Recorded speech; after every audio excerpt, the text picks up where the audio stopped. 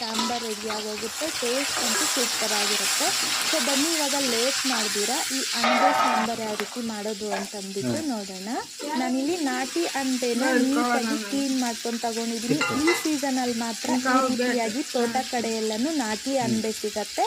So in case ನಿಮ್ಗೆ ಈ ರೀತಿಯಾಗಿ ಅಣಬೆ ಸಿಕ್ಕಿದಾಗ ತಗೊಬಂದು ಈ ರೀತಿ ನೀಟಾಗಿ ಕ್ಲೀನ್ ಮಾಡಿಕೊಂಡು ಕಟ್ ಮಾಡ್ಕೋಬೇಕು. ಸೊ ಇಲ್ಲಿ ಸ್ವಲ್ಪ ದೊಡ್ಡದಾದರೆ 2 ಪೀಸಾಗಿ ಕಟ್ ಮಾಡ್ಕೊಳ್ಳಿ. ಇನ್ ಕೇಸ್ ನೀವು ಚಿಕ್ಕದಾದರೆ ಈ ರೀತಿಯಾಗಿ ಸಣ್ಣದಾಗಿ ಕಟ್ ಮಾಡ್ಕೊಂಡು ತಗೊಳ್ಳಿ.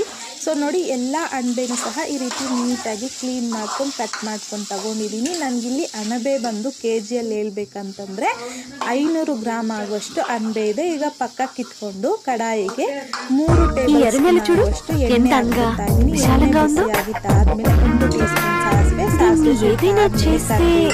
5ರಿಂದ 10 ಎಸ್ಲಾಗುವಷ್ಟು ಮಾತ್ರ ಬೆಳ್ಳುಳ್ಳಿನ ಸಿಪ್ಪೆ ತೆಗೆದು ಹಾಕ್ತಾ ಇದ್ದೀನಿ.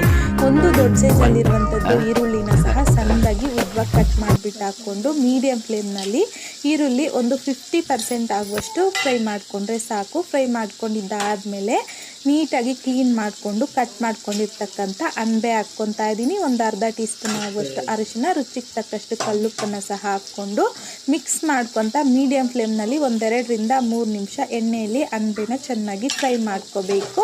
ಒನ್ಸ್ ಈ ರೀತಿಯಾಗಿ ಒಂದು 3 ನಿಮಿಷ ಅಣಬೆನ ಫ್ರೈ ಮಾಡ್ಕೊಂಡಿದ್ದಾದಮೇಲೆ 1 ಟೊಮೊಟೊನ ಸಣ್ಣದಾಗಿ ಕಟ್ ಮಾಡಿಬಿಟ್ಟು ಹಾಕ್ಕೊತಾ ಇದ್ದೀನಿ. ಹಾಕ್ಕೊಂಡಿದ್ದಾದಮೇಲೆ ಈ ರೀತಿಯಾಗಿ ಎಲ್ಲ ನೀಟಾಗಿ ಮಿಕ್ಸ್ ಮಾಡಿಕೊಂಡು ಲಿಡ್ನ ಕ್ಲೋಸ್ ಮಾಡಿಬಿಟ್ಟು ಮೀಡಿಯಂ ಫ್ಲೇಮ್ನಲ್ಲಿ ಒಂದು 3ರಿಂದ 4 ನಿಮಿಷ ಅಣಬೆನ ಚೆನ್ನಾಗಿ ಫ್ರೈ ಮಾಡ್ಕೋಬೇಕು.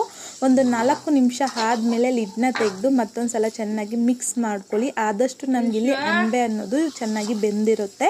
ಈ ಅಣಬೆಲಿರುವಂಥ ನೀರಿನ ಅಂಶನೇ ಬಿಟ್ಕೊಂಡು ಬೆಂದಿರುತ್ತೆ. ಈಗ ಬೌಲಲ್ಲಿಗೆ 1-2 ಟೇಬಲ್ ಸ್ಪೂನ್ ಆಗುವಷ್ಟು ಧನಿಯಾ ಪೌಡರ್, 1 ಟೇಬಲ್ ಸ್ಪೂನ್ ಆಗುವಷ್ಟು ಚಿಲ್ಲಿ ಪೌಡರ್, ಹಾಗೆಯೇ 1 ಕಪ್ ಆಗುವಷ್ಟು ನೀರನ್ನು ಹಾಕಿಬಿಟ್ಟು ಚೆನ್ನಾಗಿ ಮಿಕ್ಸ್ ಮಾಡ್ಕೋಬೇಕು. ನಾವಿಲ್ಲಿ ಡೈರೆಕ್ಟಾಗಿ ಅಣಬೆಯಲ್ಲಿ ಮಸಾಲೆ ಹಾಕಿ ಮಿಕ್ಸ್ ಮಾಡಿಕೊಂಡ್ರೆ ಗಂಟು ಕಟ್ಬಿಡುತ್ತೆ.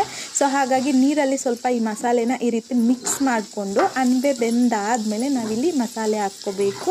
ಹಾಕ್ಕೊಂಡಿದ್ದಾದಮೇಲೆ ಇದರಲ್ಲಿಗೆ ನಾವಿಲ್ಲಿ ನೀರು ಕನ್ಸಿಸ್ಟೆನ್ಸಿ ನೋಡಿಕೊಂಡು ಅಡ್ಜಸ್ಟ್ ಮಾಡ್ಕೋಬೇಕು. ನಾವಿಲ್ಲಿ ಸಾಂಬಾರ್ ಟೈಪ್ ಮಾಡ್ತಿರೋದ್ರಿಂದ ನಾನಿಲ್ಲಿ ಒಂದು